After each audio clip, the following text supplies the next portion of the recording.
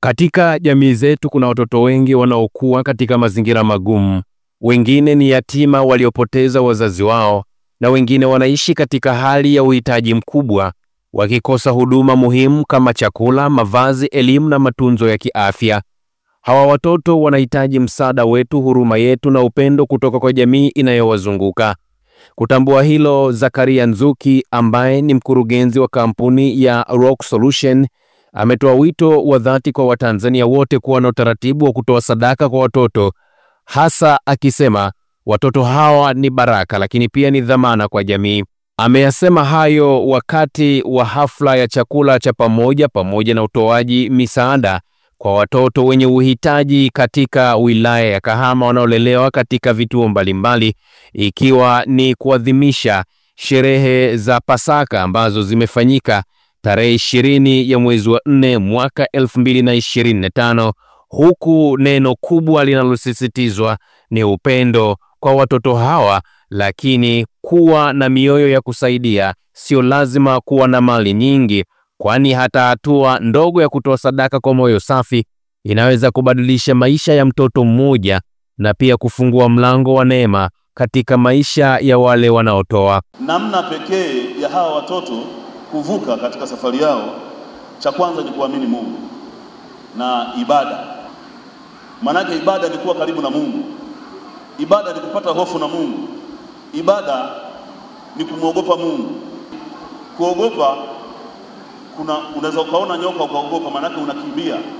Lakini kwa Mungu kuogopa ni kulazimisha kuwa karibu na Mungu. Yaani ni kuwa karibu na Mungu, ndio maana ya kuogopa. Maana kama umuogopi Mungu, maanake uko mbali na Mungu. Kama unamwogopa Mungu, maanake uwe karibu. Kuna tofauti. Simba tunamwogopa tunakimbia, lakini Mungu tunamwogopa tunamsogelea. Ndio maana ya kuogopa. Hakuna watu wenye kazi ngumu kama wanaolea watoto. Sasa unakuta kafona kama hawa watoto wadogo wana changamoto, ni bora wangesema wanalea watu wazima kama sisi, na ambacho kitu ambacho kiwezekani kama kila mtu anajitambua. Hawa watoto ni wadogo, watoto wana changamoto nyingi, lakini hawa watu wamesimama. Hawa watu wanahitaji msaada sana. Hawa watoto wamefungiwa ndani. Hawa watoto wamo ndani katika mazingira ya usalama. Kwa sababu kwa hali ya kawaida watoto hawa, kama tungesema jamii kila familia ichukue mtoto mmoja, kusinge kuwepo na vituo hivi. Lakini vituo vina makusudi kwamba mtoto huyu ukimchukua kumleta nyumbani kwako, una watoto wako wengine, utampa malezi yale ambayo yanastahili.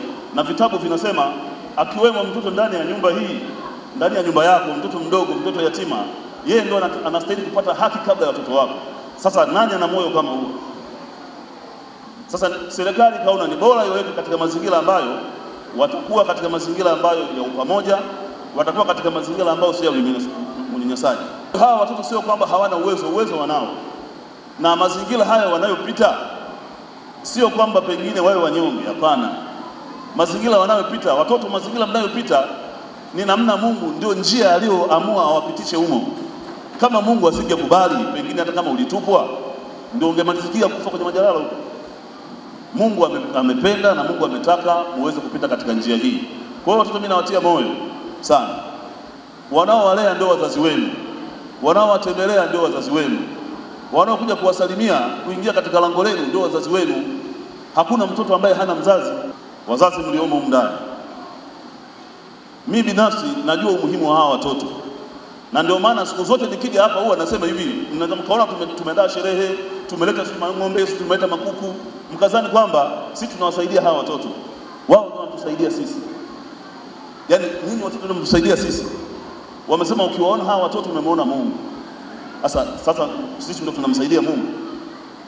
Mungu sisi ndio tumsaidie. Ni kitu ambacho hakiwezekani. Sasa wazazi tuliomo ndani, basi tukitoka hapa kila mmoja apeleke taarifa hizi. Hakuna jambo gumu baba katika dunia hii. Na ndio maana nasema sijui siri ya Mungu aliweka nini. Kutoa sadaka ni kazi ngumu sana. Nyinyi watumishi najua mnafahamu. Nikizungumza sadaka najua mnafahamu. Sadaka baba, watu wanatoa shilingi 100, 500, 1000, na mtu hata kama shilingi 10,000 anaichange njiani ndio kuleta sadaka kanisani. Sadaka ni jambo gumu sana. Linahitaji neema. Na bila ibada na bila kusali huwezi kujua umuhimu wa sadaka. Mimi nazungumza hapa mbele, nafahamu umuhimu wa sadaka. nafahamu umuhimu wa kumtolea Mungu, na nataka niwaambie katika familia moja moja, bila kumtolea Mungu hakuna mnachofanya. Na mimi naweza baba nikajidai, wachungaji najidai kabisa mimi mbele za watu, mimi kimenifikisha hapa ni sadaka. Bila sadaka nisingefika hivi leo, lakini bado nimeendelea kusimamia msimamo ule ule. Na mimi nawaambia nitatoa sadaka mpaka nakufa. Nitamtumikia Mungu mpaka nakufa.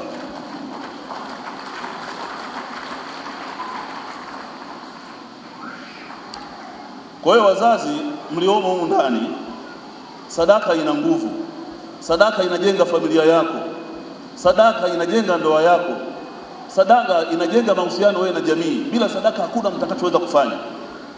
Na ndio maana kuna watu wengine mnajikuta katika familia, mtu anazaa tu mamwehu, anazaa mataila, anavaa manini. Sasa unakuta wameshaingia kwenye miungu mingine, lakini mkimfuata Mungu na kutoa sadaka, sehemu kubwa ni sadaka. Sadaka ndio inakuunganisha na Mungu. Lakini mimi hichi ninachokileta sio cha kwangu, nimeagizwa nilete. Hichi ninachokileta ni kwamba kimepitishiwa kwangu niwaletee ninyi. Na nimekuwa nikimwomba Mungu kila siku, hasa sijajua ataniongezea kwa namna gani na nitajua nimeongezwa kwa namna gani. Basi hii huduma ni ifanye zaidi hapa ambapo tunavyofanya. Kwa sababu unapompa mtoto chakula bado anastahili kwenda shule. Unapompa mtoto chakula anastahili kwenda hospitali.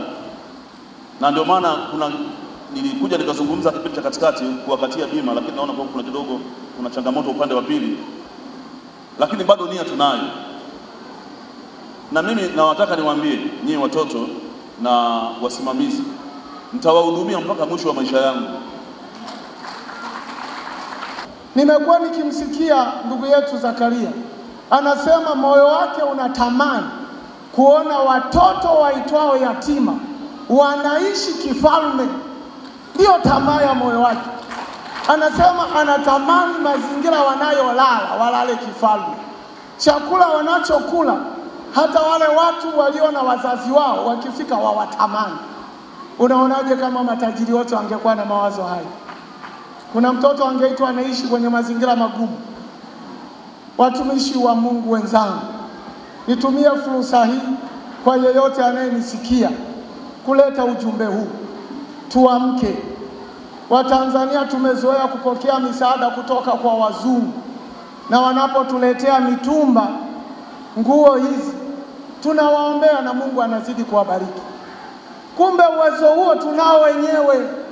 Kuna mwingine una nguo nzuri kabisa lakini umenenepa, imekubana. Ukimpa asiye nayo anampa Mungu tukufu kwa ajili yako. Kuna wengine wana chakula wanachezea. Ukichukua chakula hicho ukampa mtu mwingine atamtukuza Mungu kwa ajili yako. Lakini kuna wazungu wanafadhili watoto hapa Tanzania. Anaenda kwenye kituo au mahali fulani, anachukua mtoto, pengine hata hamjui, amepata jina tu na picha yule mtoto, anamlipia gharama ya masomo tangu chekechea mpaka chuo kikuu. Tunashindwaje sisi? Kama matajiri wangekwenda, haijalishi watoto hapo kwenye vituo, lakini anasema mtoto huyu anaitwa Sara, mimi nitamhudumia, chakula gharama yangu, mavazi gharama yangu, masomo jukumu langu. Kuna mtoto angeitwa anaishi kwenye mazingira magumu. Mimi nitumie fursa hii kama alivyosema, niombe Mungu ili ayatie muhuri maneno yake, yapate kibali mioyoni mwa watu, ili kupitia ujumbe huu Mungu wa Israeli apewe utukufu. Nataka nitumie fursa hii kukuombea wewe unayenisikia. Mungu afungue fahamu zako. Ni ukweli usiopingika. Amesema alikuwa na mengi ya kueleza. Hata wakati mimi nafahamiana naye hakuwa na utajiri alionao sasa. Ninao ujasiri wa kusema. Lakini tangu nimekutana naye na tangu nimempa habari za watoto, tangu ameanza kutoa sadaka yake kulisha hawa watoto, nimekuwa naona tu mambo yanaendelea. Naona magari yanaongezeka, kampuni inazidi kukua, maisha yake yanazidi kupendeza. Ndio maana nasema atawahudumia watoto mpaka siku ya mwisho wa maisha yake. Tamani na wewe unayenisikia kuwa zaidi ya yeye. Maana Biblia inatuagiza jiwekee hazina mbinguni ambako hakuna mdudu anaweza kwenda kuharibu. Kwa majina yangu ninaitwa Baraka James, ninasoma kidato cha kwanza inatokea kituo cha New Hope Orphanage Center kilichopo Muime Kahama. Kwa hii siku ya leo tunamshukuru sana Mungu kwanza kutufikisha kwa hii siku ya leo tukiwa salama, na pia tunamshukuru Mungu kwa ajili ya baba yetu mpendwa ambaye amekuwa akitusaidia kwa misaada mbalimbali kama chakula na malazi pamoja na vitu vingine, ambaye amekuwa ni msaada mkubwa sana na pia ni kimbilio letu wakati wa shida. Pia vile vile kwa hii siku ya leo namshukuru sana, siku ya Pasaka ameona sio bema ajumuike na familia yake, lakini imempendeza kutukusanya watoto wote na tusherehekee naye pamoja. Kwa kweli ni jambo jema, na Mungu ambariki, amzidishie mali anapotoa. Pia natoa wito wangu kwa jamii na watu wote wanaonizunguka wajitokeze kusaidia watoto wasiojiweza, sio walipo kwenye vituo tu, hata walipo mitaani. Usifurahie unapomwona mtoto anateseka mitaani na hiari ya kuwa na uwezo wa kumsaidia. Pia mnapotusaidia mnaweza kutupatia mioyo ya sisi ya kutufanya na sisi tujihisi kwamba kuna watu ambao wanatusaidia na kuna watu ambao wanatutazama. Hivyo inatuondolea unyonge na inatusaidia kuwa na furaha mioyoni mwetu. Usisahau kusubscribe, like na kubonyeza alama ya kengele. Asante.